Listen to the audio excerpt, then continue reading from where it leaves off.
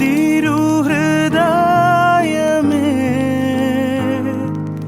തീരാത്ത സ്നേഹമേ, ആകാശം പോലല്ലോ. ഈശോ മിശിഹായ്ക്ക് സ്തുതിയായിരിക്കട്ടെ.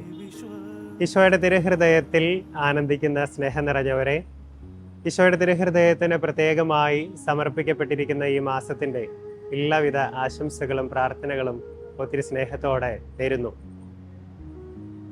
ഒത്തിരിയേറെ സന്തോഷവും ആശ്വാസവും നൽകുന്ന ഒരു വാചകമാണ് ഹൃദയം ഹൃദയത്തോട് എന്നത്. നമ്മുടെയൊക്കെ ജീവിതത്തിൽ സന്തോഷവും സമാധാനവും അനുഭവിക്കാനായിട്ട് സാധിക്കുന്നത് മറ്റുള്ളവരോട് ഹൃദയം തുറന്ന് സംസാരിക്കുമ്പോഴാണ്. ഈശോയുടെ ഹൃദയത്തോട് മനസ്സു തുറന്ന് സംസാരിക്കുവാൻ നമുക്കെല്ലാവർക്കും സാധിക്കട്ടെ. എല്ലാവർക്കും അഭയം ലഭിക്കുന്ന ഒരിടമാണ് ഈശോയുടെ തിരുഹൃദയം.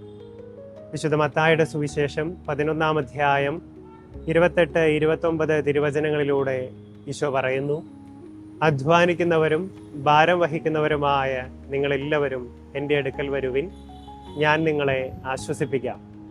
ഞാൻ ശാന്തശീലനും വിനീത ഹൃദയനുമുള്ളവനാകയാൽ എൻ്റെ നുകം വഹിക്കുകയും എന്നിൽ നിന്ന് പഠിക്കുകയും ചെയ്യുവിൻ, അപ്പോൾ നിങ്ങൾക്ക് ആശ്വാസം ലഭിക്കും. പ്രിയമുള്ളവരെ, അഭയമില്ലാത്തവരാണ് ഭയക്കുന്നത്, ആശ്രയമില്ലാത്തവരാണ് നിരാശരായിത്തീരുന്നത്. മാനുഷികമായ കഴിവുകളുടെ പുറകെ പോകുമ്പോഴാണ് നാം ഭയക്കുന്നതും നിരാശരായിത്തീരുന്നതും.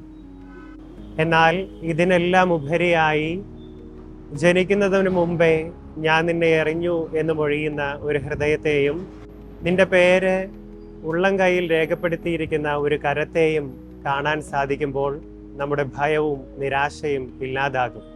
മാനുഷികമായ കഴിവുകൾക്ക് പുറകെ പോകാതെ ഈശോയുടെ തിരുഹൃദയത്തിൻ്റെ തണലിൽ അഭയം കണ്ടെത്തിക്കൊണ്ട് ജീവിക്കുവാനായിട്ട് നമുക്ക് പരിശ്രമിക്കാം. കരുണയുടെ വിദ്യാലയമായ ഈശോയുടെ തിരുഹൃദയത്തിൽ നിന്ന് വിദ്യ അഭ്യസിച്ചുകൊണ്ട് മറ്റുള്ളവർക്ക് കരുണയായി ജീവിക്കുവാൻ നമുക്ക് പരിശ്രമിക്കാം.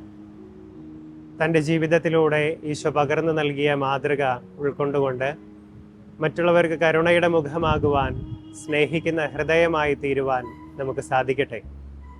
നമുക്ക് പ്രാർത്ഥിക്കാം.